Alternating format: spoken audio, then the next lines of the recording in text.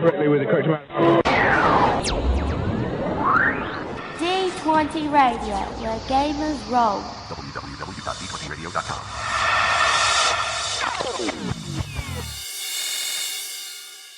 Welcome back to Monster of the Week, where Ben, Hagen, Steve, and Ricky continue their adventures in Santa Fest.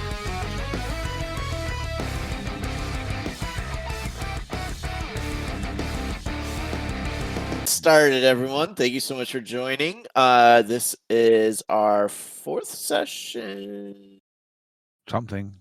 Fourth, fifth. Sure I think it's fourth, but fourth session. So previously in Mayberry, those guys gained an ally, Dwight, who is able to share that the ooze's banes are sonic, fire, and psychic damaged. Armed with this information, the group began making Molotovs. They contacted Seth to have him stash fireworks for them and modify the sound system of the Mystery Mobile.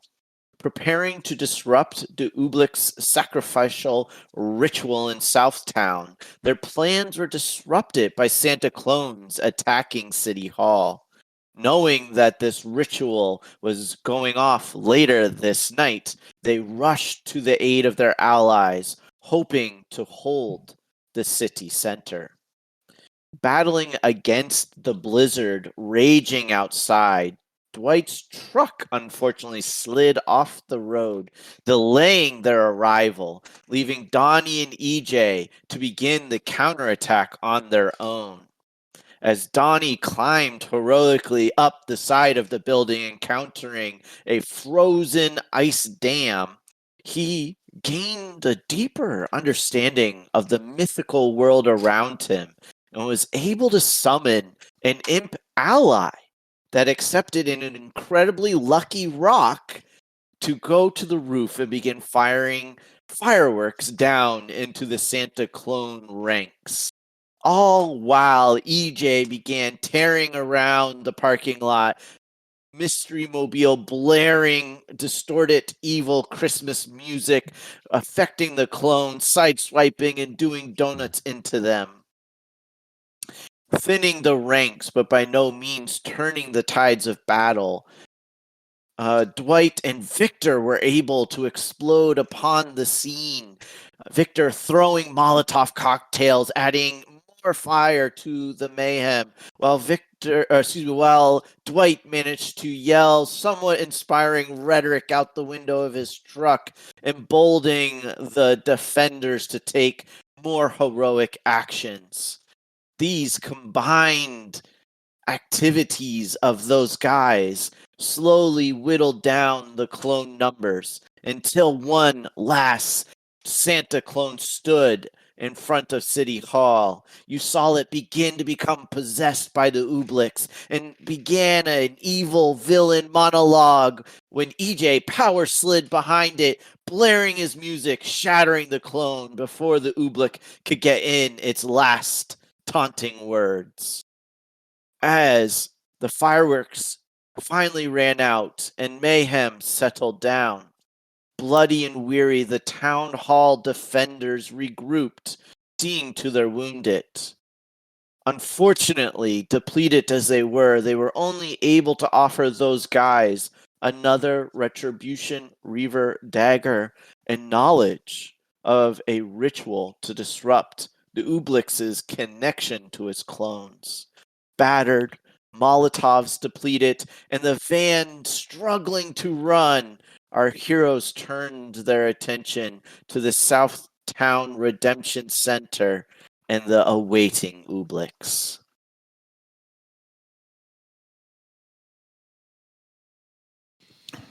Sounds about right. So I do just want to say, EJ, because of rolls you had last time, the van is sputtering. It's definitely not running smooth. You don't have a good sense of how it's gonna do going forwards. Well, I got that tow package on the back. In case we got to bring him behind me. I got that tow package. It's on my front end. It's all messed up.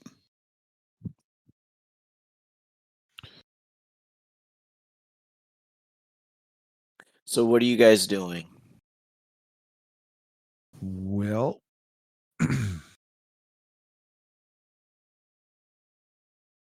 so I think we're gonna go kill an Ooblix. yeah, I think we need to head for the the reclamation center. Yeah. Um,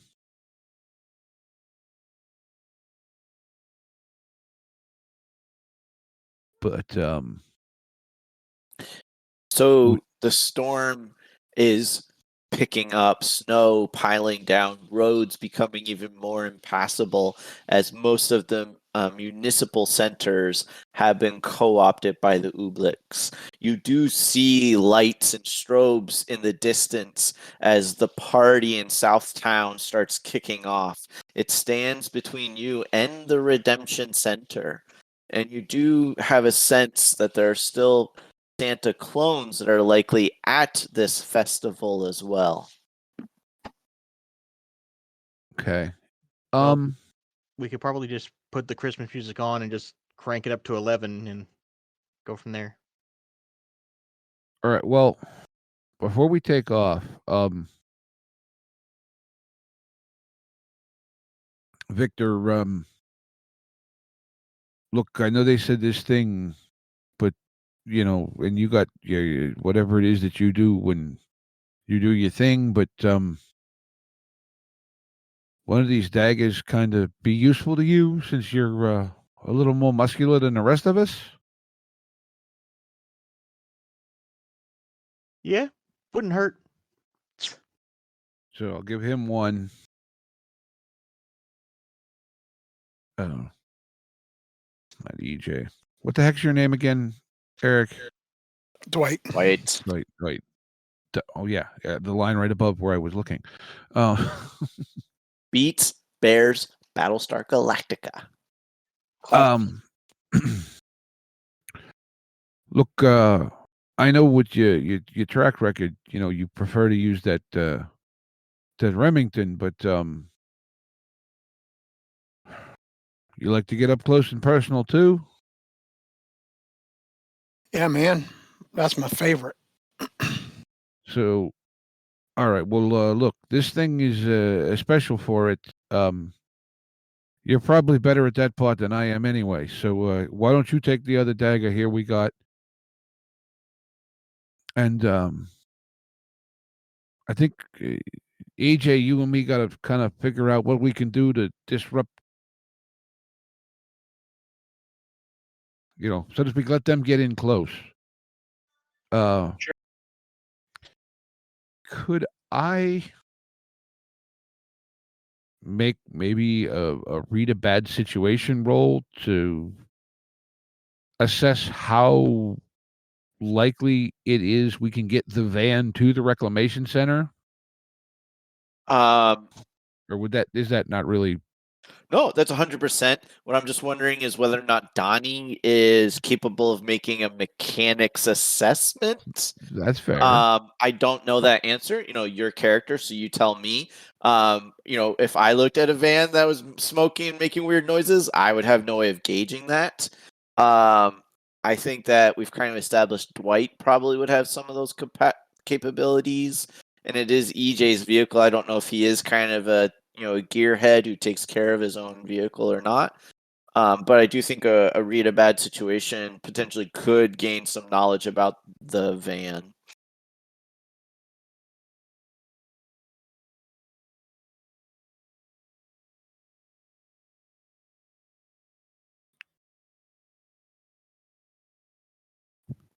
Well, no one's speaking up. Steve, go ahead and roll.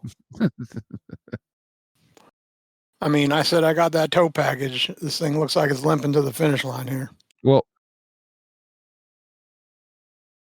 all right. Let me see what happens.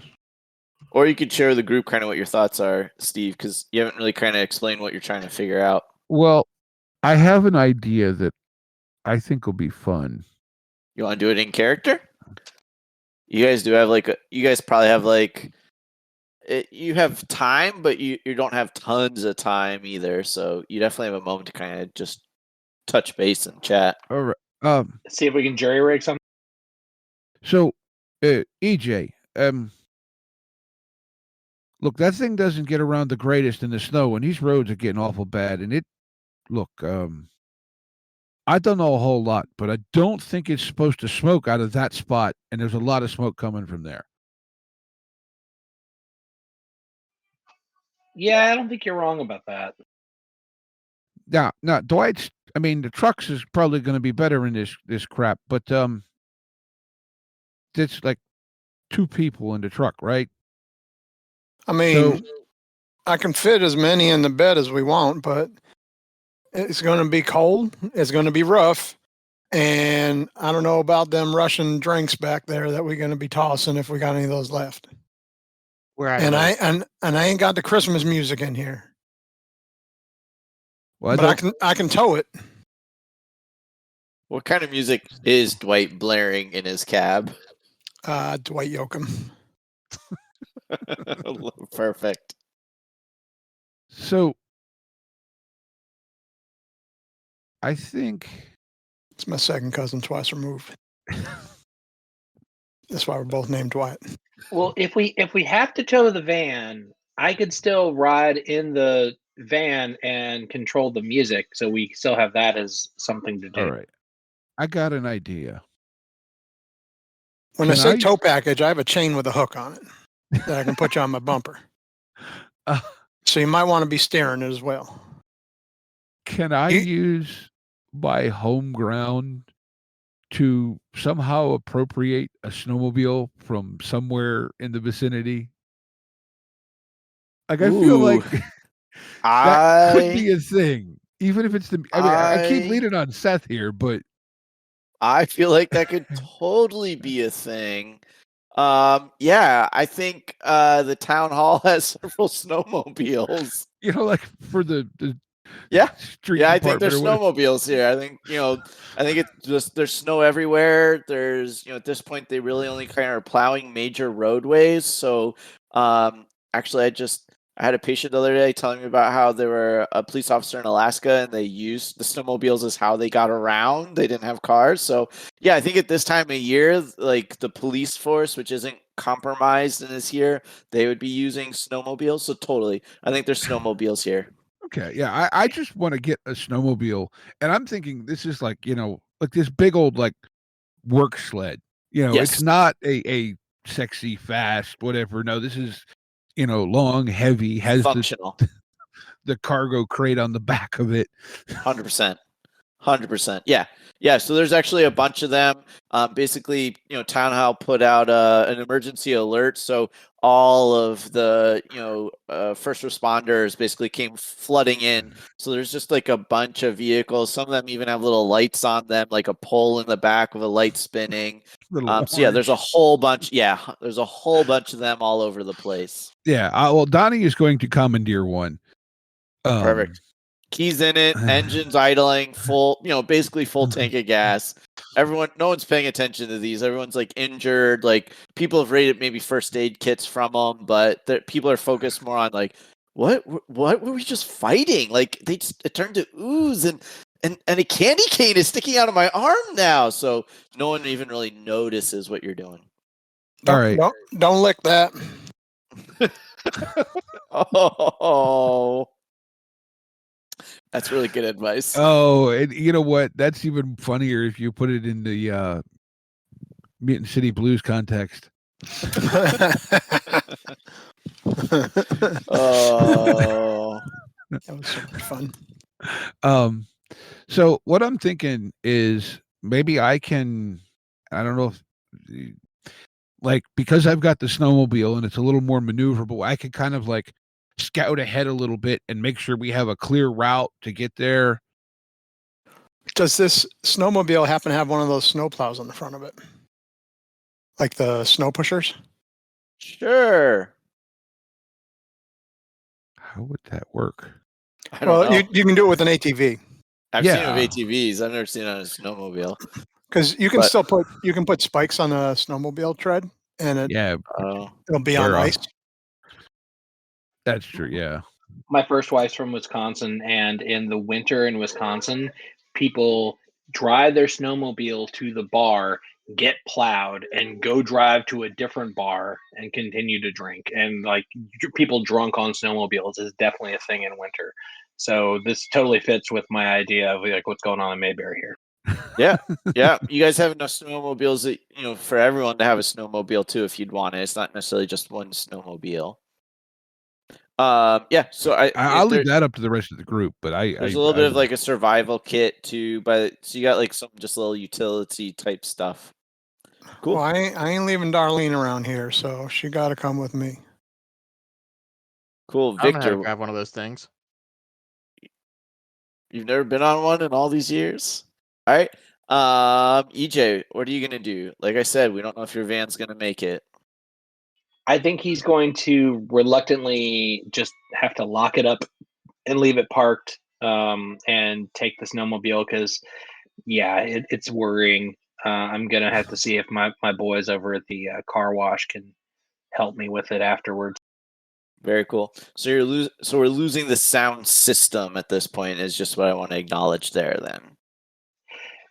Yeah, I mean, I could try driving it, and then if it breaks down, then I'll have to hop on with somebody else. So maybe we do that, so we don't lose the sound possibly. That just might put us behind if we have to do that. Well, there is a sound system at the concert. That's Maybe also we true. hijack that one. Just grab the tape. Yeah, I got some mixtapes. Yeah, grab the tape and your Walkman and let's go. Cool. And also remember that you'd asked Seth to stockpile some of the fireworks at the festival also. But he did say like it was less of like a big fireworks show and more of kind of like just like things are going off constantly. It's like a concert type show, not a finale end of the night type thing. So there are fireworks also. It's pyro more than fireworks. Yeah. Oh, perfect. That's a great explanation. Thank you. Yeah. That's what I was thinking also. Yeah, cool. So EJ, are you gonna get your own snowmobile or are you gonna be riding with Donnie? And there's a right decision here that I think we all know what it is.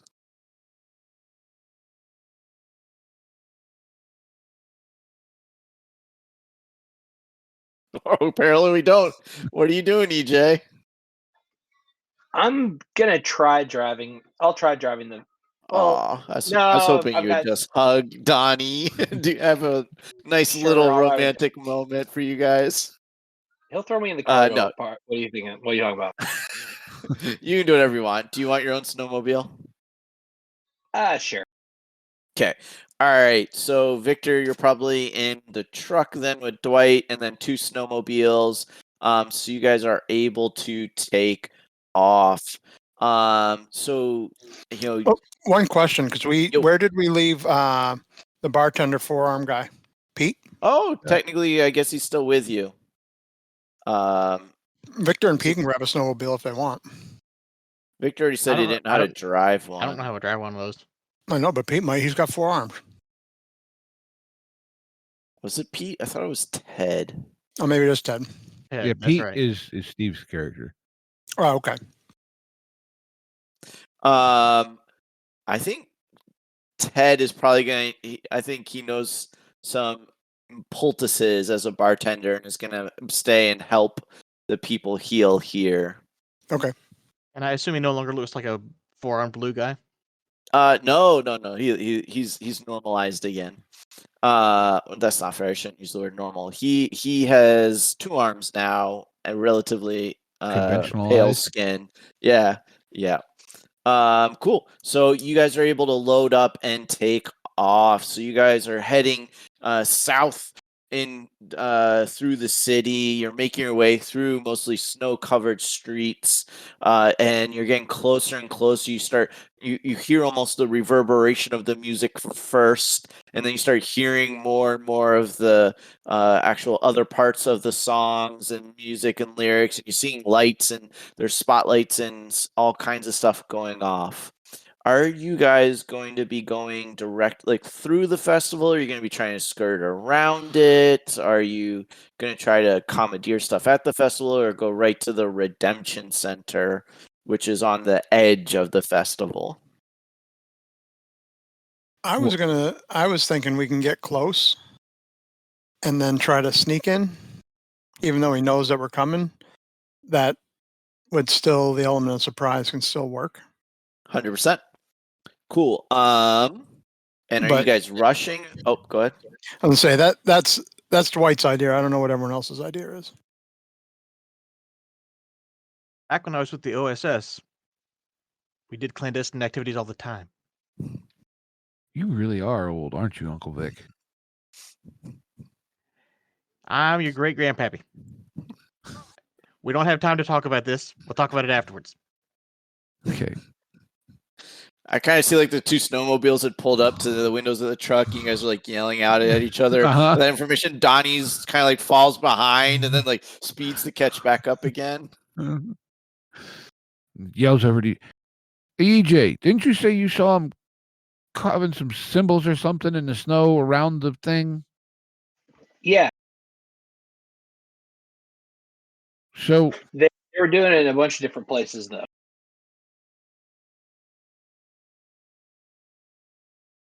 okay. Think if we disrupt one, it'll be enough, or are we gonna have to disrupt all of them, or I don't know a lot about these things, but I guess we got to mess at least one of them up. Well, see, here's what I'm kind of thinking, right?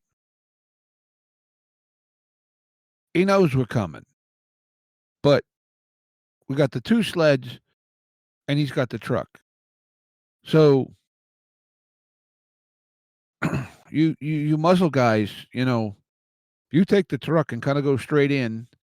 Maybe I'll try and loop around the place with the snowmobile and see how many of these symbols I can knock out.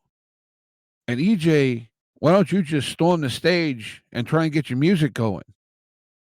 Sure.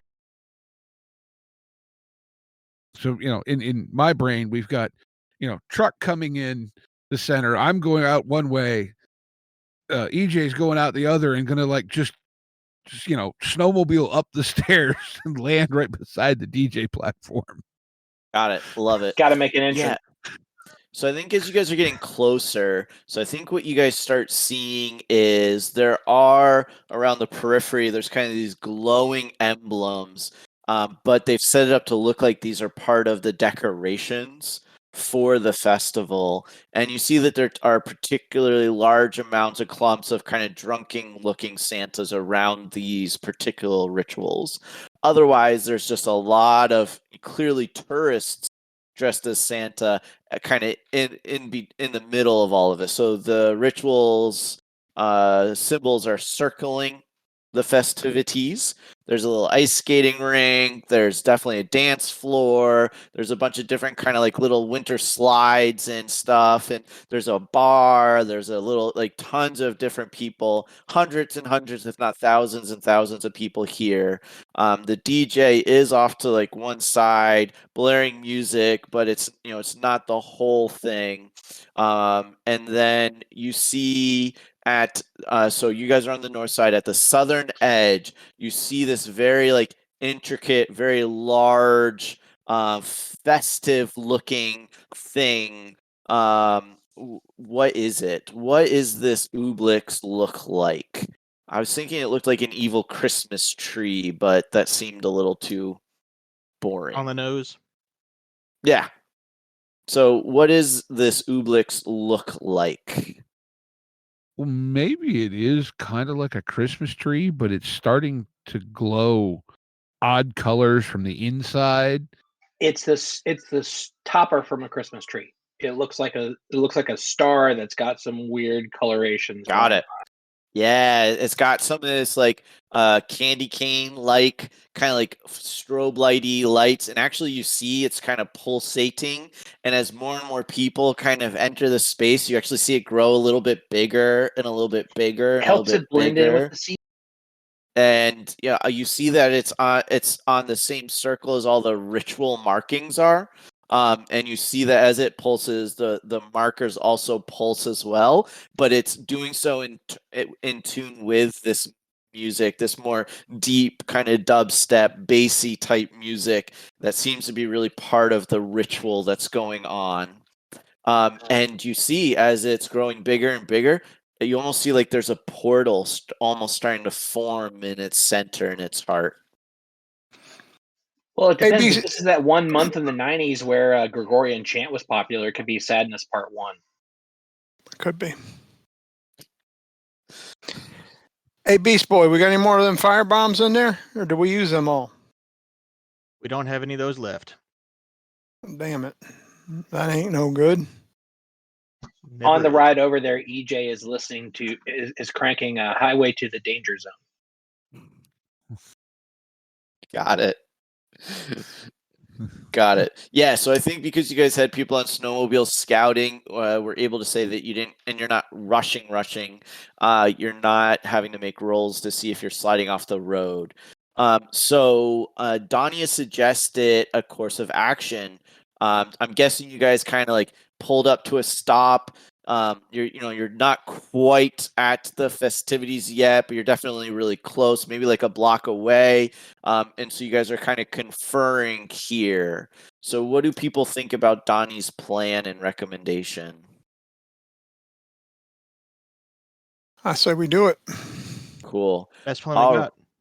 Perfect. Okay. So let's start with Dwight and Victor. So you guys it sounds like you're going to kind of skirt around the border because a lot of this festival is taking place in a park. They have commandeered some of the roads obviously around it and things, but so I'm guessing you guys are going to kind of circle around the perimeter to kind of come at the Ooblix from not inside the festival. Is that accurate, or are we guys going to just go straight through? No, straight through. It was Donnie that's going around. We're going straight through. Or what you might call a distraction. All right. You're a full frontal distraction. Thanks for that mental image.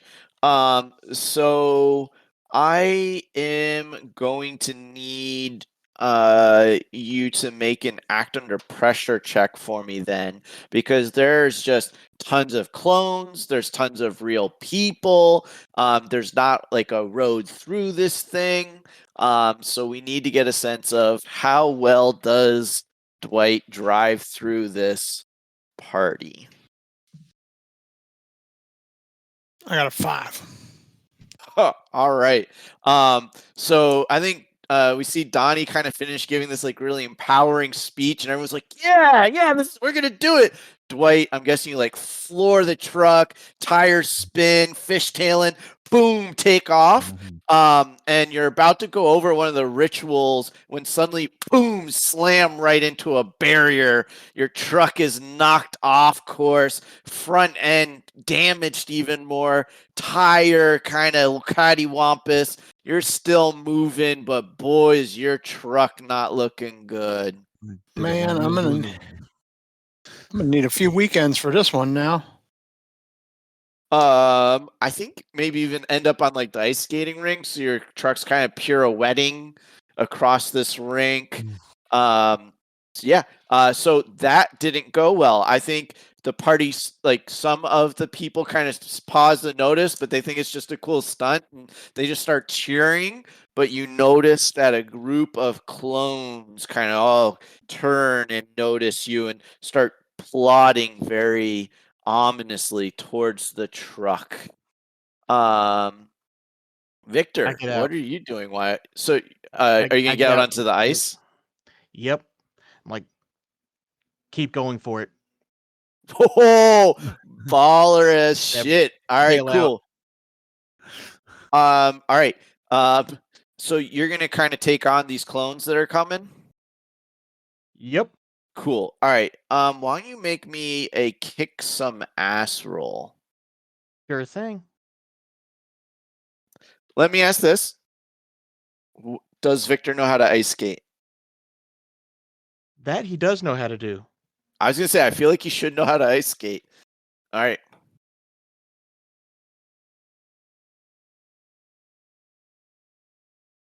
Got an 11.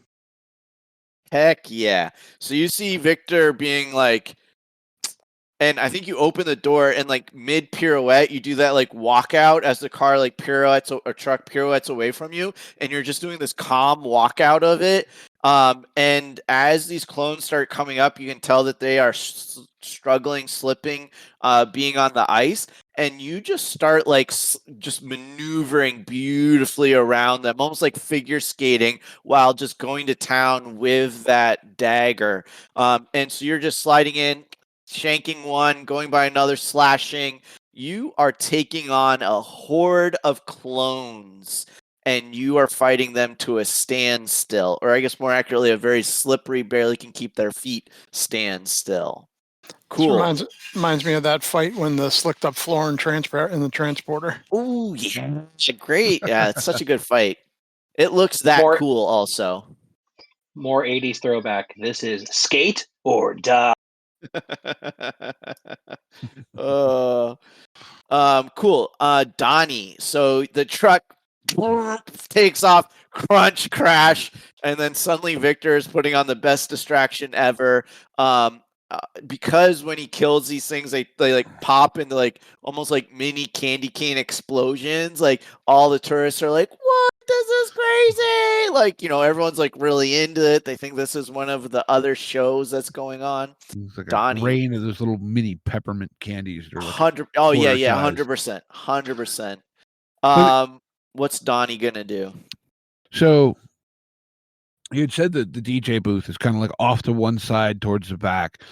So what Donnie's thinking is, based on what EJ told him, he wants to kind of go and like drive through some of these symbols on the other side as he heads kind of back, you know, around the thing, trying to get as many of these symbols as he can before he ends up back by the Christmas tree.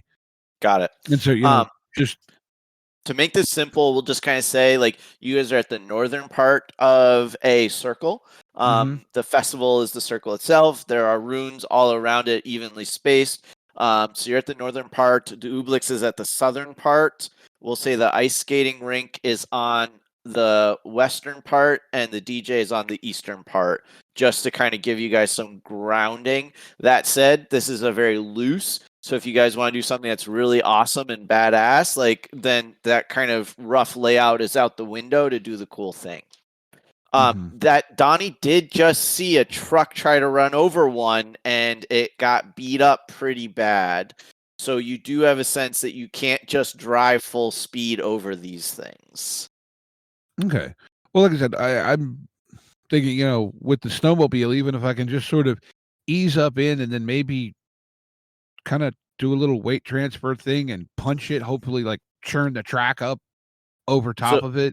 So let's say this. Let's say you're gonna head towards the DJ booth, so you're heading No, along. I'm heading the opposite way. So you're gonna head the same kind of direction they just went in the truck. I thought they were going more down the middle. Well, they hit a giant pillar of power, got broken, and are like, you know, slowly pirouetting. So they're off course. Okay. Well, yeah, that's sort of, yeah, I'm heading more westerly. Let's put it that way. Okay. Yeah, so you're able to come up to the first rune, and as you get close, it feels like there's almost a barrier around it, so you can't actually get to it. All right. So I'm going to slow down, scoop up a handful of snow, and just throw it at the barrier. See what Splashes midair, like, you know, that snowball thing. Some of it starts kind of sliding down, but does not penetrate.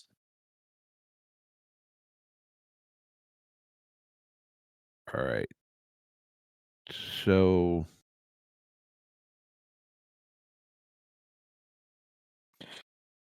to give suggestions, this is one of those times where we might say a weird check. Your imp might be willing to trade information. You potentially could do investigate a mystery, or even read a bad situation, as ways to kind of gain more knowledge as to what is happening around this rune. well,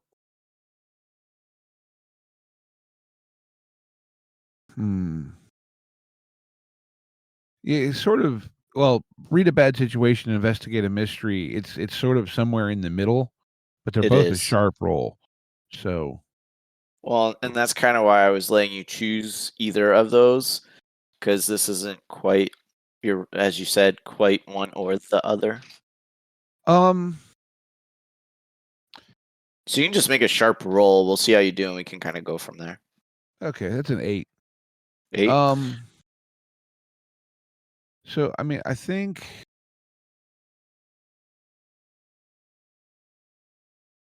it feels more like read a bad situation. And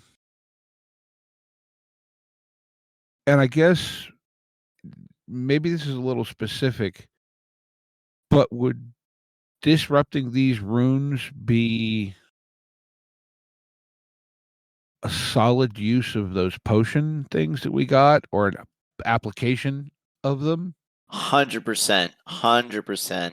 So you get the sense that this rune is kind of an extension of the Ooblix right now. And so in some ways, the same things that are protecting the Ooblix are protecting this rune. And right now, the Ooblix is uber powered. It's getting supercharged from this whole ritual that's taking place, all the clones it has around it. And so this ritual, this rune that's on the floor, is going to have the same weaknesses of the Ooblix as well, though. So if you had one of the daggers, you get the sense you probably could have pierced this and disrupted it. If you had, fireworks, or like one of the Roman candles, like that probably would do it too. But you also could use one of the vials that you have. And you get the sense you'd be able to break it kind of against the wall, and it would melt through and then kind of melt down and take out the rune. But it's probably going to take a vial per rune. Yeah, and I forget how many of those did we have? 3 vials. And these are a translucent beer bottle with ornate design. There's a milky dark orange solution in it. There are plant fibers that are floating within. And it was originally meant to be you ingest it and it would help protect you from psychic attacks, because that's what the Ooblix will be using. Mm-hmm. Spoiler, if you do drink it, it tastes like wood. And you are going to grow feathers from a random location. Okay. I didn't want to know that last part, because that would be really fun to just discover on the fly. You're No pun welcome. intended. Well, if you're gonna break them all, you would never have discovered it. I think Donnie's just going to use one on this one. Sure. And Proof of then What'd you say? I said proof of concept. Gotcha. yeah, more or less, and see what happens, and then kind of head further onward, depending, obviously, I mean, unless it like blows up and sends him flying, but do that and move on is the intent. Sure. So you're gonna put it like in a snowball, throw it? Are you gonna like walk up to it, open the bottle, and pour it on it? Like what? I think he's just gonna grab the beer bottle by the neck and just kind of drive by and just Awesome. like, so to it. speak, like he's breaking it against the pillar. Got it. Yeah, so I think you kind of parked a little ways off. You threw the snowball to get a sense. You get a sense it's kind of more like this dome almost over it. Once you get a sense of where it is, you're like, all right, boom. And as you smash, you're blowing by it, but you kind of look over your shoulder and you see this orange liquid is splayed over the dome, and you see the dome kind of start to break, webs appear, shatters. The ooze I shouldn't say ooze because I want you to drink it. The potion, wink, drops onto the ritual, and you see its light that's really kind of candy cane colored actually now becomes distorted by this orange glow, and it starts flickering and fading. And then it goes dark, and you hear the music misses a beat, and you see a bunch of clones kind of like suddenly focus on this area and start moving in that direction. So you've That gotten drink is the not approved by attention. the FDA. It is not. And you're blowing by. Cool. EJ, what are you doing while all of this is happening? Sure. So we kind of described the area as like a clock. So we came in at like noon, or like Noon. 12 o'clock. Where is the stage? The stage would be at 3 o'clock then. The Ooblix tree topper is at 6 o'clock. The truck has kind of moved down towards the center-ish, but kind of got broken. So, it's kind of like in the middle of the clock, but around 9, 10 o'clock-ish. And then Steve with Donnie has moved along the periphery. And there was going to be runes basically at each of the hour. So he's at the 11 o'clock rune, disrupting it currently. Okay, where I'm cruising towards the stage. Where is the rune that's there? Cool. So are you going along the outside of the festival, or are you going like in through the festival? There's probably less people to have to dodge if I'm coming around the outside. Correct. And there's very few clones. Most of the clones are like on the perimeter or inside. So as you get closer to the DJ's stage, what you actually see is that the whole stage is a rune that is set up, and you can see that the music is like pulsating and is part of the magic of this rune. So what does it look like? You tell me, what does it look like? So the DJ's booth is up on the stage, and the stage is just glowing, and most people out in the audience that are regular people just think, wow, this is really great light show. But yeah, there's like this. Ooh, the stage is made of ice and candy canes. And so there's just like these monstrous like candy canes and icicles, and it just looks like Frost Miser, Cold Miser, the guy from that claymation show, like threw up candy cane. Like it's just this like explosion of ice and candy canes, and the whole thing is just pulsating, like you said, 100%.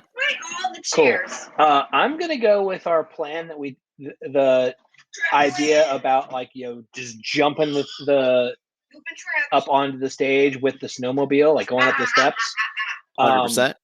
Because that might damage the runes. Plus, it gets me up on the stage, and I can it'll disrupt things. I can maybe throw something. So there's actually like a clone Santa Claus that's doing the DJing.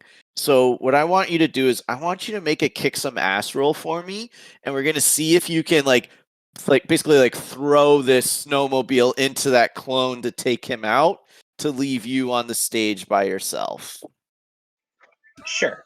So that's tough. So it's 2d6 plus. Correct. Oh, and I am definitely charging into dangerous situation. Yes, you are. Make sure you look at your moves, because I think you have several that are applicable here. I do. Hang on. Hey, and I'm sorry, I forgot to say this earlier. Dwight, make sure you took your XP for your failed roll. Perfect. I sure did. I'm at 4 out of 5. Awesome. Cool. What so could go wrong will let me hold 2.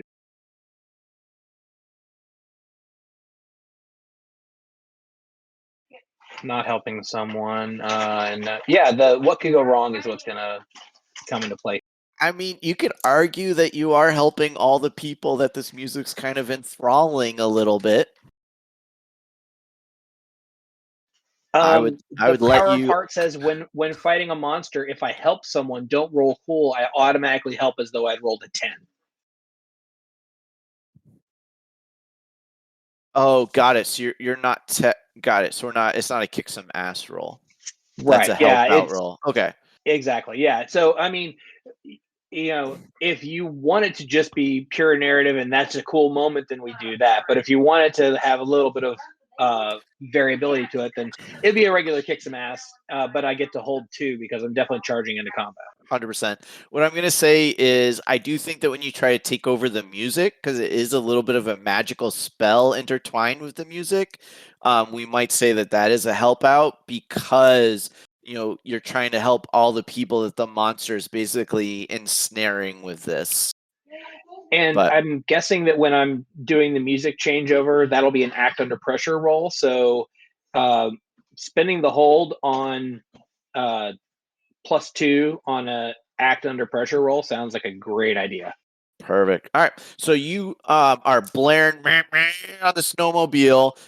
You actually are able to find this kind of snow tuft. You hit it. Boom. You're airborne on the snowmobile. You're making a kick some ass roll to see if you nail this clone DJ. What did you roll? 11. Booyah! So we see this snowmobile just nailing some crazy hang time. And I think what happens is you kind of pull it back and you're basically just kind of like let go of the handle. So you kind of like drop to the stage and you're just kind of like walking after the snowmobile just goes splats through this clone and keeps going, tumbles, goes away. We don't know where it goes, but it doesn't hurt anyone else. The crowd's like, "What? This is crazy! What the hell?" Yeah, EJ just invented the X game. Heck yeah, heck yeah. So I think what we're gonna do is we are gonna cut back over to Dwight as EJ is like doing like because it's this icy stage, kind of like slides in front of the DJ booth, like yeah, and you have the stage to yourself. All right, Dwight. Dice is all I can say. Dwight, what are you doing? So I'm as Darlene's pirouetting on the ice still. I'm going to try to slide out. Cool. And use that as cover 100%. to try to sneak away into the crowd. And I'm going to try to start doing some stuff with these runes over here. Cool. So if you guys remember, you don't actually have to take out the runes before you take out the Ooblix if you don't want to. You're more than welcome to, but you were taught some ritual stuff to isolate the Ooblix from the runes and the clones. But so you're gonna go for the nearest rune to you? Yeah, and then I'm gonna head south, like directly south, like behind all of that. I'm trying to sneak around. For sure, for sure. So why don't you go ahead and make me a act under pressure roll? Because it sounds like you're just trying to be sneaky and kind of coverty. Yep.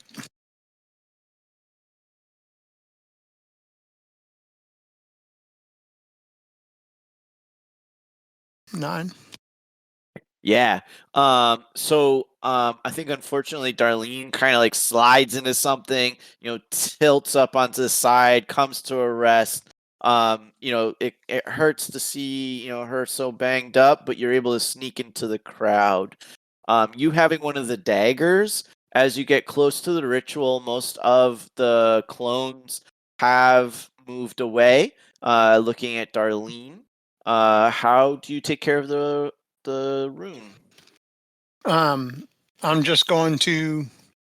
He said these daggers are kind of funky, so I'm gonna take it out, and I'm just gonna try to put it right in the side like a kidney shot. Into one of the clones or into the rune? Into the rune. 100%. Yeah. So you kind of when you first kind of put it in, you almost feel like I'm guessing you've like poked balloons with sharp objects. It's kind of like that initial little bit of resistance, and then a pop, and then the dagger slams into the rune, and you're able to just slice the rune, and it flickers and then dies out also. Oh man, I'm gonna keep this one. This one's good. Yeah, and you see the dagger kind of absorbs some of the energy. It's glowing a little bit. You have drawn some attention of clones, and so they're starting to kind of move towards you. You're able to keep moving into the crowd, staying a little bit ahead of them, but you do have some heat. All right, Victor, you are just taking out clone after clone on this ice skating rink.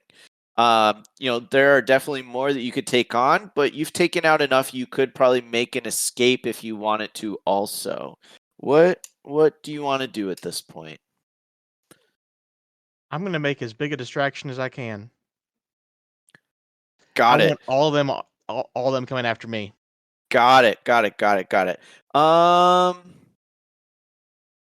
don't think I'm going to even make you roll for that unless you really want to, because you can do that. Like, that is doable. I think that you are finding more and more ways to just bring attention to yourself.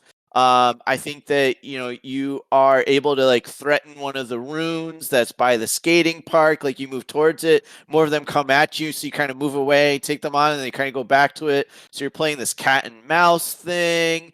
I think you're definitely disrupting all kinds of stuff. I can see you also trying to like tell some of these people like, hey, you need to get out of here. This isn't safe. And so then that also isn't liked. Like, you're doing everything you can. And you definitely pull some of the heat from Dwight, from Donnie, from EJ, as just more and more of the clones kind of focus on you and start closing in on you. Does that work for you, or was there something more specific that you were hoping to do or achieve? You did not transmit, but I think I read your lips saying that was good. Perfect. All righty then. So we're gonna go back to Donnie. Donnie, you are down. I can't remember how you guys distributed the vials. I can't remember if you have all three of them or not. We're just gonna say you did because I can't remember. So now you have 2 of the vials left, 2 of the bottles left. So what are you doing? All right, so Donnie's kind of thinking that, okay, that worked, but we need to get this on the thing proper, and that's basically this Christmas tree down at the far end. Christmas yeah, it's like the Christmas topper looking thing. Right, Yeah. right. So I'm thinking, because it's kind of at the end of this park, whatever, that they pushed up a bunch of snow, kind of as this semicircular bank, like around the sides and back of this. So there's kind of like this high, snowy cubby almost that it sits in. 100%. And so Donnie's kind of like, okay, I got to do this somehow. And so he's going to take off and like actually go further out west with the snow, try and come around and launch himself off the bank and try and do the same maneuver he just pulled on the pole onto the ornament on the top of the tree. 100%. 100%. So cool. All right. So that is gonna be a kick some ass roll. Because I think you're trying to do damage with this. Kind of. What's your goal? Let me back up then and ask that. What are you trying to achieve? Well, it's the understanding was that applying this potion to the obelisk would weaken it. So he's not so much actually trying to injure it as Got it. set him up to be able to be injured by Got Dwight it. and Victor. Got it. Okay. Weaken him. Got it. So what this potion's going to allow you to do is it for the oobleck itself is it's basically kind of severing its connections to its external resources. So right now it pulls power from the ritual and the runes, which you guys have damaged some, so it's a little bit inhibited. But it also is kind of powered by all its clones. And so by applying the potion to it, you're basically kind of starting to isolate it from those external sources. Right. So yeah, cool. Then that to me seems like an act under pressure roll. Okay, that's better for me. So that is Question. Each of my holds can be used for a +2. I can share those, right? Or would they have to be Sure. Well, then you get a +2, Steve. Oh, okay. So I think as soon as you start ramping up, the music suddenly shifts from the kind of the deeper reverberating kind of Christmas music to the higher pitch annoying Christmas music. And I think that helps disrupt everything. So the clones that would be guarding the tree are kind of staggered a little bit. So it's easier for you to maneuver and get some air. Okay. Is it Barking Dogs Jingle Bells? That is such a or Alvin and the Chipmunks. That is such Yeah. a high pitched song. I hate it. Ugh. Christmas Okay, so I time rolled of year. an 8. An 8. Ooh. Okay. So Is that with the that is with bonus? actually a +3. Ah. All So right. what I'm Yay, So bonus. so you can tell me what you want to do, Steve, but just to remind you of the rules as written, I get to give you a worse outcome, a hard choice, or a price to pay. If you give me an awesome thing that I love, that's what it's going to be. But I'm just acknowledging technically you get to choose one of those 3 options too. Okay. So I have an image in my head here. Okay. So I'm just going to kind of leave it hanging at a certain point for you. So you are in the middle of the air, about 20 feet up, so literally hanging. Donnie comes out to the side, right? He comes up, he hits the top, but the very top section of the bank is a little bit softer than he anticipated. So the trajectory is way off. Okay. And so he realizes he's not going to make it. So he actually jumps off the sled to hit the thing. But now, like, I'm going to say he hits it, but now he's in midair at the top of the tree. And that's it.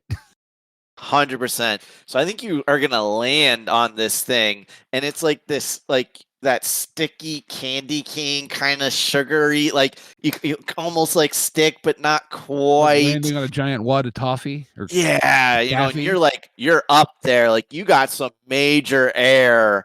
So you're able to shatter this thing, and it does cover a good chunk of it, but you're like on top of this Ooblix, and as soon as you hit it, you suddenly feel this presence in your mind. Who dares enter my realm? And I think you're under a psychic attack at this point. Mm-hmm. Okay. So you're gonna take 1 point of harm. Okay. And all the music, all that West Coast hip hop that Donnie loves, you hear the songs almost leaving your brain as you're just forgetting about them. Cool. And that would move us then to EJ. EJ, you've taken over. You've started the new music. The crowd is kind of like almost coming out of a fugue. You know, part of this music was really enthralling them and getting them into this thing, and you're kind of jarring them out. You know, they're still in it, but they're not fully in it anymore. What are you doing? Well, I'm going to try to shift to something stronger music wise. Cool. I'm Okay. gonna go back to what worked last time. I'm gonna turn on Eruption. I'm really gonna just shove the faders. Got it. And what's your goal? Are you trying to disrupt the Ooblix more? Are you trying to disrupt the clones? Are you trying to help protect the humans that are here? Well, it's kind of twofold because I know that music worked to weaken those guys and possibly even hurt them. But also, if it's loud enough, maybe some of the people who aren't as drunk are gonna be like and like run away. So 100%. So I think we're going to say that this is more of helping out. I feel like you're more trying to help the people, get them out of trouble, with the side effect being that it's disrupting the bad guy, the monster. So go ahead and make me a help out roll. All right, that is cool. And I still have one on my holds, so I'll Correct. throw, and that's good because my regular cool is a -1, so it's only a +1 in the. Didn't one of your moves let you do a help out thingy? That's if I'm fighting a monster, then I can just get a straight 10, and there's no roll. Oh, you're fighting a monster. Okay. Well, I didn't know the power of heart. When fighting a monster, if I help someone, don't roll cool, automatically help as though I rolled a 10. And if I rolled a 10, but there's also a +2, then wouldn't that make it a 12? That would make it a 12. So here's what I'll say. if you use that, because we're playing very loose with the rules. I think that's cool. I like the idea of you getting to use this. You're also the mundane, so I feel like you're the one who would be most sympathetic to all of the humans, the vanillas here. So I definitely like the idea of your character trying to get the civilians out. So I would definitely allow you to use that 10 with the +2 for a 12. And if this doesn't work, I have another idea for after that uses another one of my abilities. Yeah, so I think you're able to switch the music. You guys all hear it, you recognize it as EJ's Christmas playlist. And you start seeing people kind of jarred out of their kind of enthralling, and a bunch of people kind of look at each other and like, this isn't our jam, and they start kind of leaving the premises. So you see kind of this exodus. I guess with a 12, you see a fair amount of people leaving. There's still people here, but you're definitely thinning the numbers. Cool. And Dwight. later, if I need to, I'll use Trust Me. Oh yeah. So if you do that next, they are gonna leave. Cool. Dwight, so you've been able, especially with Victor really pulling all the attention, you've made your way to the ornament, the Ooblex. There is the mounds of snow kind of around its back. Probably, I think you said it was like half of it, Steve. Oh, there's just snowbanks behind it. You've made your way to it. There's some clones standing at its base, but a lot of them have left at this point trying to go after Victor. So you definitely could get into this Christmas tree candy cane ornament looking thing. Like I said, I'm envisioning almost like a mini amphitheater surrounding the back side of the Christmas tree. Yeah, perfect. So Dwight, what are you doing? Oh, sorry. And you also, as you arrive, you see Donnie on a snowmobile sailing through the air, and you hear him go, "Oh shit!" and like jumps off, smashes a bottle of orange lit goo on it, and you see him land up on top, and you see him kind of stuck up at the top of this thing. I'm going to try to make my way to the Christmas tree along the way, trying to take out a couple of these clones with the dagger. For sure. And maybe I got the dagger in one hand, the garrote in another, and just kind of using the garrote to push the dagger through their necks or whatever, and just popping heads off of like LOL dolls along the way. 100%. So you're able to do that. You've taken out multiple. Most of them are really focused on Victor, so it's easier to kind of sneak in and take them down. So you find yourself standing at the base of this, of the Ooblex, of this giant Christmas tree topper thing. What are you doing? So I'm going to look at it and say, now you about worn out your welcome here, boy. It's time for you to go.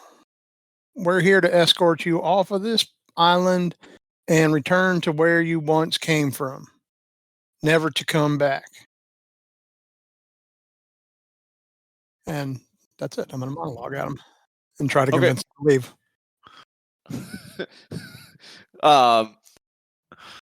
What is Dwight's most embarrassing memory? Oh, well, there was that one time in 3rd grade where Susie Joe had baked a bunch of cookies, right? That was the teacher's aide, Susie Joe. And she had made a bunch of cookies for us, brought them all in, and I thought they were chocolate chip. They were oatmeal raisin. I'm allergic to raisins. And, I kind of had a crush on Susie Joe. And I took a bite out of one of her cookies, and then I threw up all over her shoes because I'm allergic to raisins. Got it.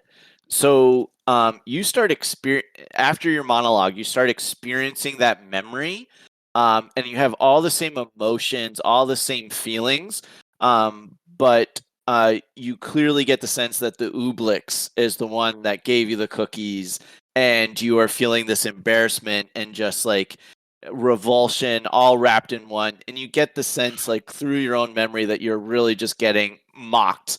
Like this thing considers you I hate when you bite into a cookie and it's a raisin, not a chocolate chip. Oh, that's so horrible. Yeah. So, and I think you even throw up a little bit because the memory is just so vivid. So you're stuck, kind of almost reliving this moment over and over again, and that is the Ooblix's response to your statements. Cool. Victor, you are definitely thinning the herds of clones. Are you still just drawing attention? Are you going to go a little bit more on the hunt? What would Victor like to do? Seeing the numbers thinned out, seeing 2 people over with the Ooblix, I'm like, well, looks like it's a party. And I'm gonna basically go go through them and basically go towards the Ooblix. I'm going to not avoid any of them. I'm gonna basically go through them. You Got also it. had your Got it. musical cue for the chain for the next stage of the. Yep. Exactly. So probably another fight roll, another kick some ass roll, and then Sure. I should be there. Sounds cool. Yeah. So I think where Dwight was doing it a little bit more sneakily, kind of more like just taking down, like kind of in the mosh pity type situation, you're more like hunter stalking. You were definitely on the hunt. Cool. Got a Go 12. ahead. Oh, okay. Yeah. You're just like, for some reason I'm still stuck on the transporter. You're just like walking. You're on ice, but you're just walking like you're not even on ice. Everyone else is like slipping, sliding. Barely able to stand up, and you're just like walking calmly, and you're just dispatching clone after clone after clone. It's not even a problem. He's got built-in cleats. Yeah. And so I do think that some clones have kind of gathered up around behind you, not engaging you. And so you find yourself standing at the base of the Ooblix. There's a kind of a horde of clones, kind of boxing you guys into that amphitheater, but they're not moving to attack you at this time. So EJ, what are you doing? Okay, so I see that some of the people have left, but not everybody has left. I can still see lots of regular people, and even if they are still kind of, out of the trance a little bit and kind of looking around a little confused, but also, head banging a little bit to the solo, I'm going to grab the mic and say, everybody, you need to leave. Most of the people dressed as Santas are demons, and they are trying to kill us all. Go! And do a try. 100%. I think you might even be like, and there's free beer over at this other place. And I think with that, go ahead and make your roll and let's see if people believe you. All right. My charm is plus.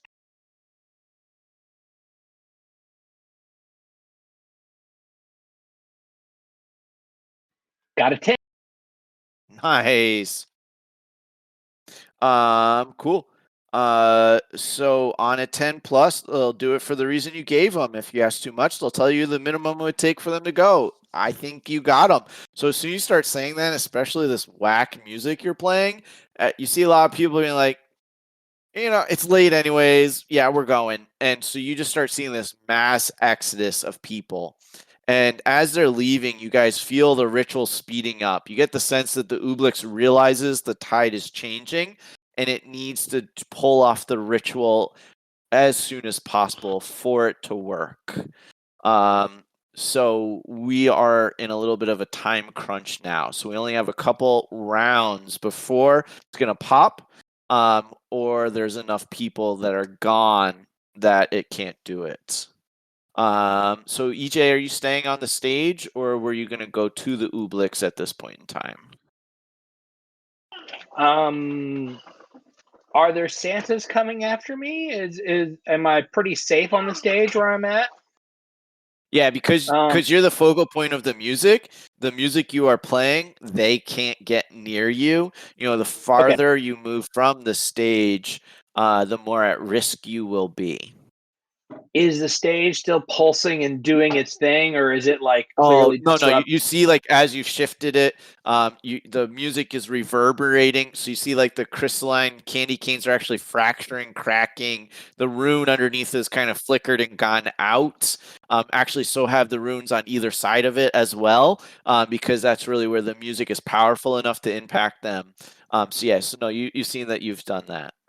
Nice. That's so taking out 3 sections of runes from one thing. That's pretty awesome.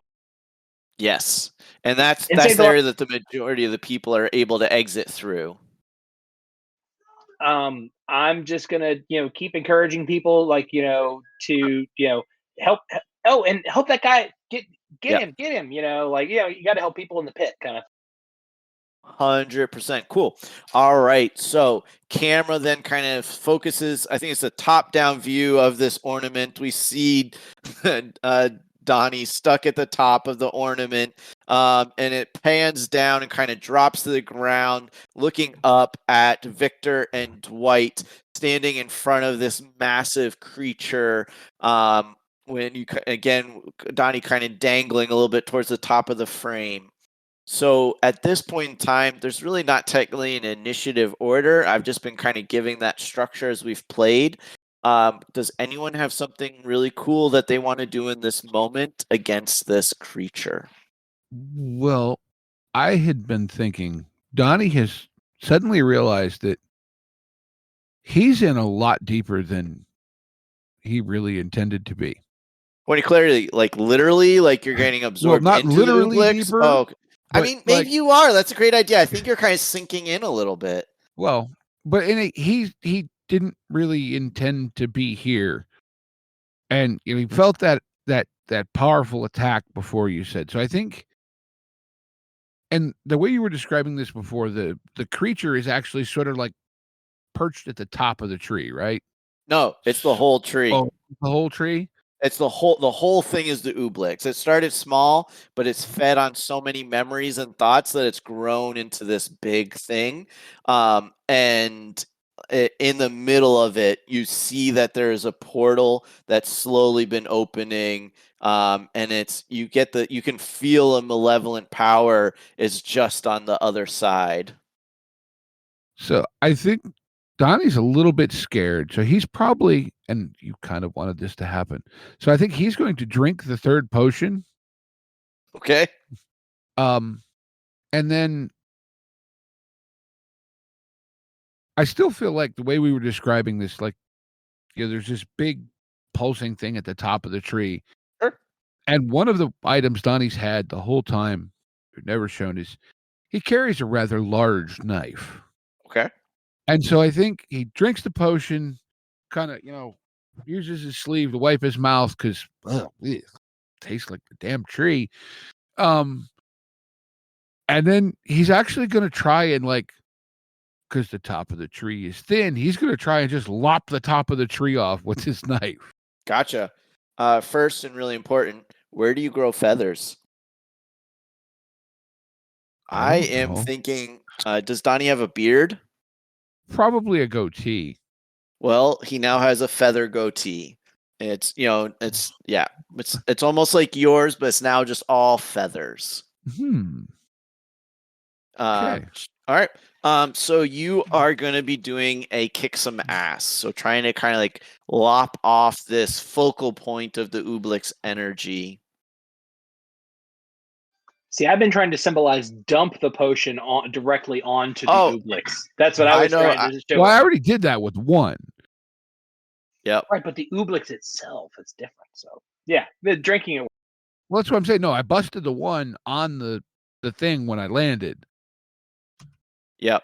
You could also it could also go on the knife, which would empower the knife more, but you have drank it. Well, the good news is since you're touching the Ublix, you are constantly getting attacked by it psychically. So by drinking it, you are actually able to function now. So you really, you kind of had to. So you feel that pressure that was in your brain.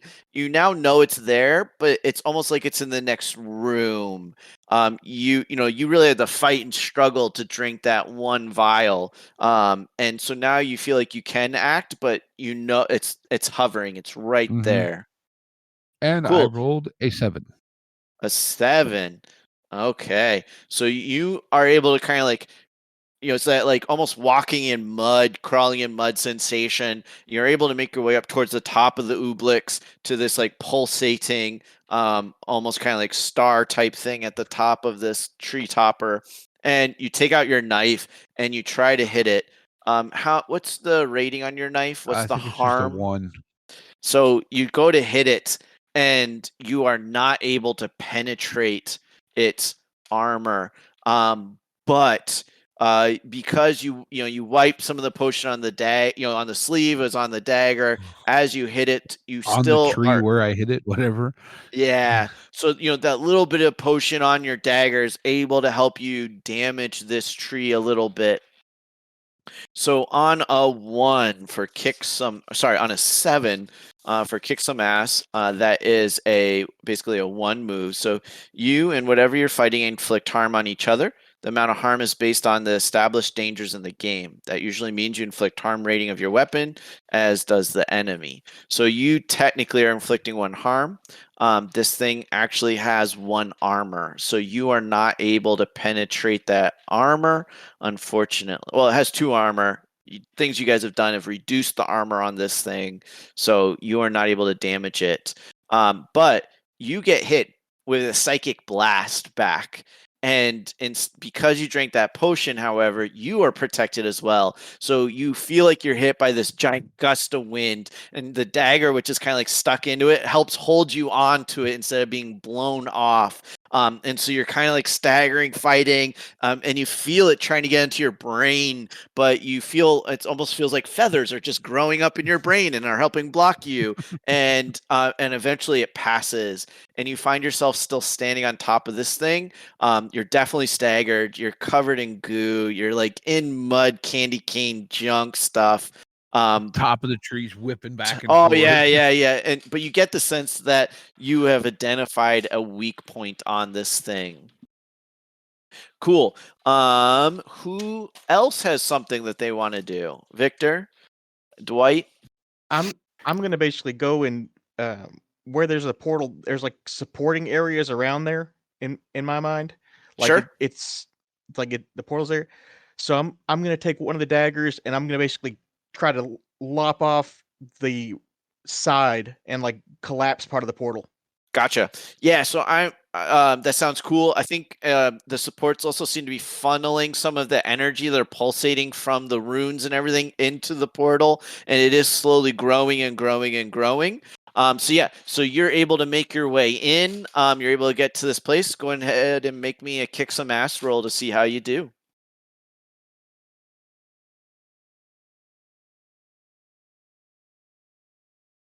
Only got a 7, and that was with my +3.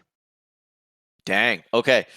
So your dagger, which is glowing with energy from all the kick-assery you've done thus far, is able to penetrate the armor no problem, and so it is going to dig deep. And you are going to be able to sever this. But as you're doing it, you're almost touching like a live wire of psychic power. And so, Victor, you are going to get blasted back from this creature. You are going to be disoriented and you're taking 2 harm. Okay, I reduced that to 1. Cool. Ooh, nice. Yep, so 1 harm. And what is a memory that Victor is feeling that starts to just dissolve from this attack? He had a buddy in the OSS, Oh. like in World War II, Oh. and I imagine the guy to be kind of like Christopher Lee. Gotcha. So it's like proper British gentleman, and it's like he's it's like the memory is of him helping him and and having him die basically in his arms. So he's losing that memory, but he's reliving it as it's happening. 100%. And that's why you're so disoriented. I'm seeing like a Saving Private Ryan type like moment. Yeah, 100%. And then when it's gone, like I don't know if you guys have ever had that feeling like where you've lost something, but you just can't quite place what it is, but you still feel like you're missing part of yourself. Yeah. Yeah. So, Victor, you go in, boom, slice, boom, blown back. You do this cool superhero landing, sliding in the snow, dagger in hand, but then you kind of like stagger down onto a knee. And it's because of the psychic assault, not actually the trauma, the physical trauma that you were exposed to. And you're able to kind of regain your feet, but you're definitely just kind of sounds, sights are all just a little bit off. Dwight, You said there was pyro going off in this area, right? So is there 100%. any of those flame projectors like that would be on the ground that would shoot flame into the air? Sure. I would like to take one of those and use my sharp to figure out how to position that in a Okay. way that it lights right into the portal. 100%. So I think you probably would have grabbed one of those on your way over. So you definitely can have one with you. 100%. What's your goal? Are you trying to damage this thing? Are you trying to disrupt this thing? Are you trying to? I'm trying to disrupt it and Okay. send it back to whence it came from, or at least close the portal. Got it. Okay. Then yeah, go ahead and make me a sharp roll. Okay.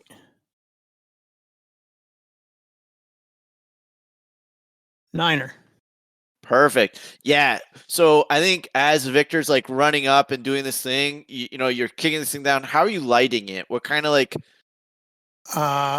Like any good redneck has, I have a Zippo in my pocket. Awesome. And I do the one finger open with the turn on with the snap. 100%.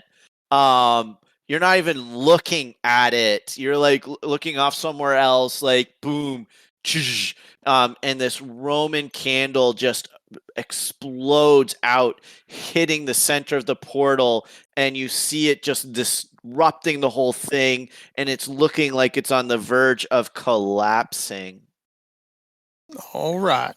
And that candle is going to stay on for a little bit. It's one of those really fancy ones that just kind of seems to just last forever. Cool. EJ. Is my snowmobile still nearby? Sure. It's pretty banged up, but yeah. That's okay. That's perfect for what I'm gonna do. I'm going to I'm gonna go jump on the snowmobile and drive straight towards the oobleck, and I'm going to bail and let the snowmobile crash into it.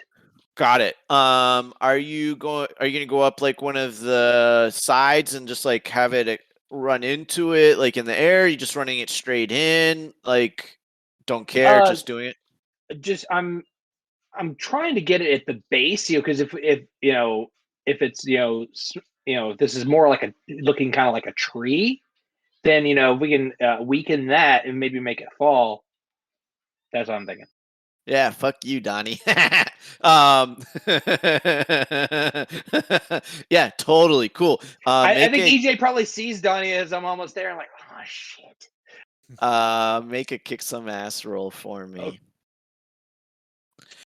If you roll above a 10, we're gonna say that this thing explodes into fire. Well, don't forget, hits. There's also a sled that has slid down the tree at the base of the tree, sitting there. Yep. On a 12, we'll say both of them explode. There we go. Well, I think that this is going to be what could go wrong. Why would you roll? It feels apropos. Oh, got it. No, my ability. Oh, got it. Oh, yes, it does. And that way, maybe I can use some of it to make sure Donnie takes less damage, if that's how it goes. All right, so that roll is a tough roll?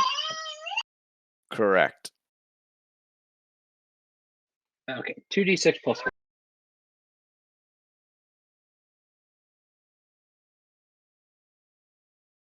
And it has. Mm-hmm. It didn't roll. Oh, 4. Jesus. I'd use a luck. I am definitely going to use a luck point.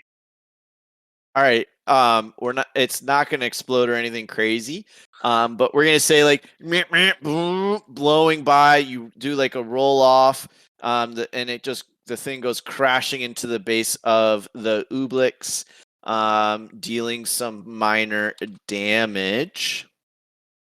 That said, you had a move that was like trust me or something. What was it? The move? What could go wrong? No, he had a different one. What I'm trying to get is Victor is now under like a psychic assault, and I think that EJ would be able to potentially like motivate, help out, or do something. When you tell a normal person the truth in order to protect them from danger. Oh, yeah, that doesn't work. You are not normal in any way, are you? All right, Negative. cool. So EJ, Dwight, and Victor, you guys are all kind of standing in relatively the same area. There's a Roman candle going off, spraying the shit out of this portal. Donnie, you're still at the top of this Oobleck Christmas topper thing with one of its central kind of points of power up there with you. Who has an idea of what they want to do? When I come out of the disorientation, I'm gonna be like, Donnie, catch, and toss the dagger up to him. Ooh, that is. Ooh, how are we gonna manage that? Because you are throwing a knife at a friend. I think when we did that before, we just had it because I did that with That was somebody like, in that but that fighting was you guys were clones. closer together. This is going to be an act under pressure roll. This was more like, well, what I'm wondering is I wonder if Victor would just throw the dagger at the Ooblix thing and try to get it close enough for Donnie to grab it after it hits it. That makes more sense. Yeah. Okay. Yeah. Like, so basically, I'm gonna throw it into the Ooblix and have Donnie basically grab onto it. And Yeah. it. That's what I think is probably a more likely option. So let's go ahead and make a kick some ass roll. So you just holler out, "Plan 714." And I'm going to use a point of luck. Okay. So, nice 5. So yeah, so you kind of, and I think that makes sense because you're disoriented. So you're having trouble focusing. And so you just like take your dagger, grab it by the blade and whip it up because, Donnie is, 20, 30 feet up in the air, at least right now. And the dagger looks like it was going to hit Donnie, but then a gust of wind curves it right into the central point that he was moving towards. The Ooblix does take damage from that. Can I make it do +1 from one of my holds? Sure. All right. You see it starting to vibrate because it's getting angry. And unfortunately, Victor, what happens is you feel almost like the eye of, I always mix them up, the evil dude in Lord of the Rings. Why are the two villains both Sar as the start of their names? It's like the worst thing for a dyslexic. So you feel as if this whole intensity of this ritual suddenly focuses in on you. You are taking 2 damage. You are going to be basically like you feel the weight of the world coming in on you. What is the memory that you hold on to stay sane? It's a thing that you create a fortress within to not lose your sanity. Or are you insane and do you go berserk? He kind of uses when he first figured out he wasn't normal and became and became what he is. Love it. It was a curse in a sense, and it happened because he because he was unwilling to help a Romani woman. So he was basically cursed with being a beast. So he just remembers that and focuses on, it's like, I'm a man. I'm a man. I'm a man. I'm not a monster. I'm a man. Love it. So I think this beam, it's almost like a fire hose of just candy cane like goo that is just like blasting into Victor. And at first, it looks like he's going to get blown away with this psychic assault. But you see almost like this moment where he just comes into himself and he gets down in this defensive pose. And as he remembers and finds hope, it's almost like this thing is splitting around him, missing him. As you weather the storm that is the Ooblix's psychic assault, you do still take that 2 damage, but you are left standing. Dwight, we haven't heard from you in a little bit. What is Dwight doing after setting off this Roman candle? Dwight sees it sputtering, but kind of on the outside. So he's going to then kind of look at the others and say, well, sometimes you got to do what you got to do. Take care, all. And he's going to jump with the dagger into the middle of the portal. Oh, shit. Okay. Yeah. How do you want? Yeah, for sure. How do you want to handle this? Do you want to do a harm roll? Do you want to just be like, he goes in, he does some crazy shit? Do you want to try to come back out again? I'm willing to kind of work with you on all the above. No, it's like, what's his name? The president, Bill Paxton, in Independence Day. Oh. Or not the Randy president. Yeah, the old Quaid. crazy dude. Randy Randy Quaid. Quaid's character. Randy yeah. Quaid. I'm back. Which is actually more fitting for Dwight. Cool. Yeah. So I think as we see Dwight kind of run up and you're able to kind of vault yourself. Actually, no, this is cooler. You're able to grab the snowmobile that kind of tumbled near you, do like a whiplash. You go, you hit some air, and you go flying through the portal with the dagger garrote, like kind of on the snowmobile, and we see you disappear into the portal. This Ooblix is, you see the portal just collapse in on itself, and you get the sense that the Ooblix is starting to implode. Donnie, what do you do on top of the Ooblix with this knife? So this knife has landed right next to Donnie's head. Yes. And he's Yes, just it like- has. Eyes get big. And he kind of like reaches over, grabs onto it with both hands, kind of kicks his feet free, and sort of, as much as you can, down a pine tree, does the pirate ride the knife down the sail thing. 100%. So as this thing is imploding, you get the sense it's building up all of its reserve psychic energy to just level this area of town. As you suddenly go, boom, sliding down, tearing it open, candy cane oozing out. As you hit the ground, you stumble, roll into the group of your friends, and the Ooblix completely just implodes into this portal. Pop. And it's gone. You have managed to save Mayberry. As the portal closes, the John Deere hat kind of floats out from it. Yes, it does. Love it. And I think it lands on the ground right in front of EJ. And you see all the memories and power that the Ooblix has basically absorbed, kind of going back into the town. And you know that you've just saved many lives.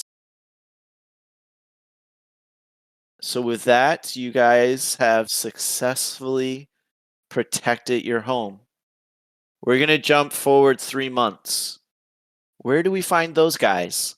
3 months after this, down Victor one of their is- friends. It's like Victor is trying to fix Darlene.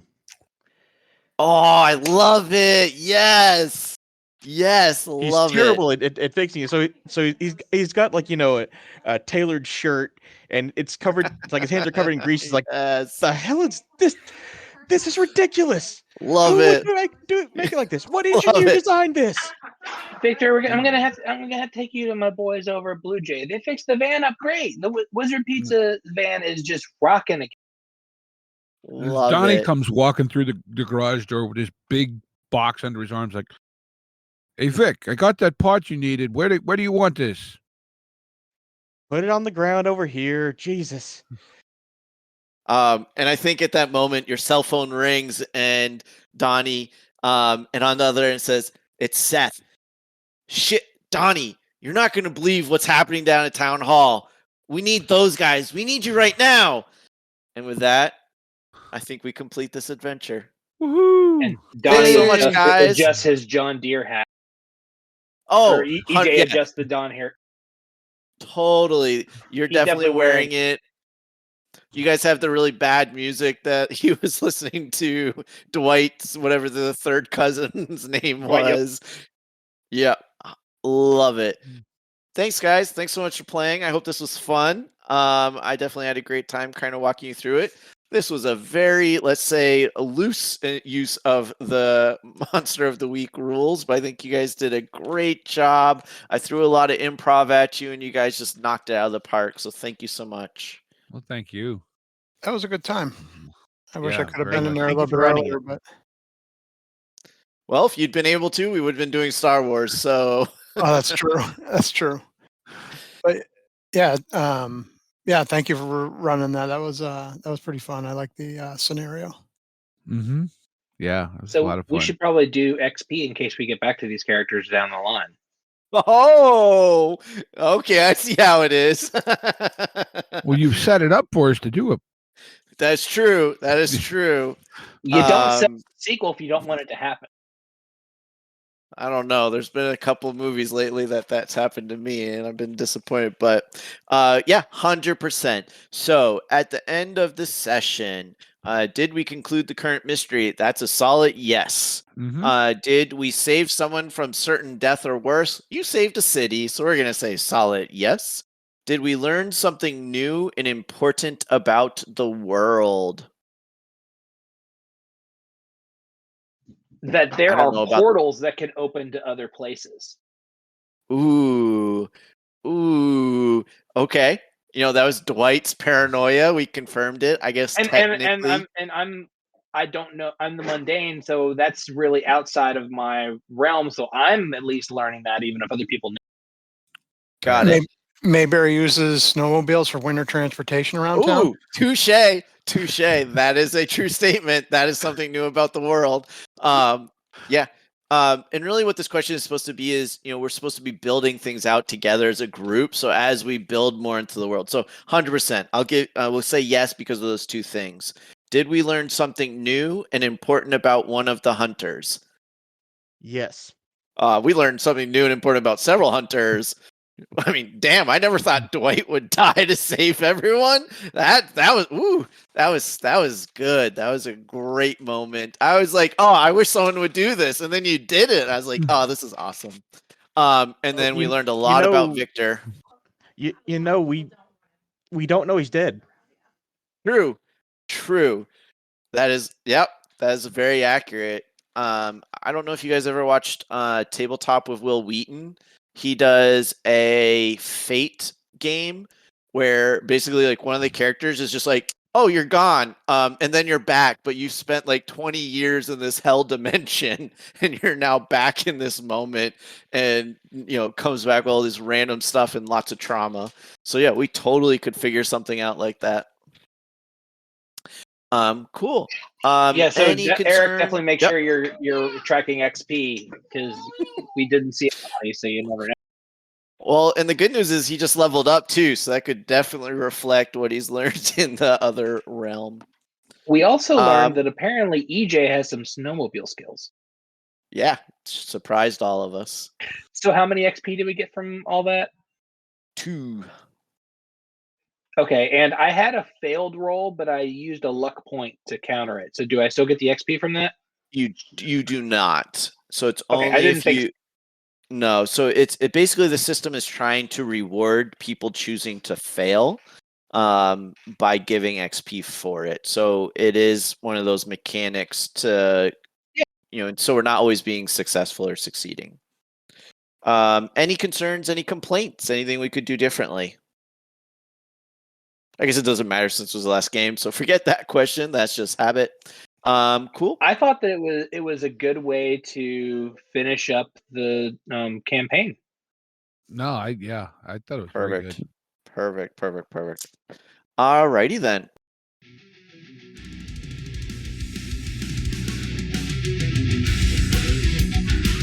Intro and outro music by the band 12 Noon. You can email us at meandsteverpg@gmail.com. You can find us on Twitter and RPGs. Find us on Facebook at Me and Steve RPG Podcast, on Discord at Me and Steve RPGs, and as always, all of these links are in the show notes.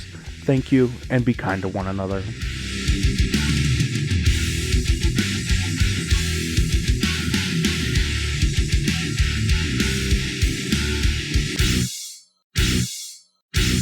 How much for the cigar? Cigar, $20, dog. You gotta go down the street to the store and buy that.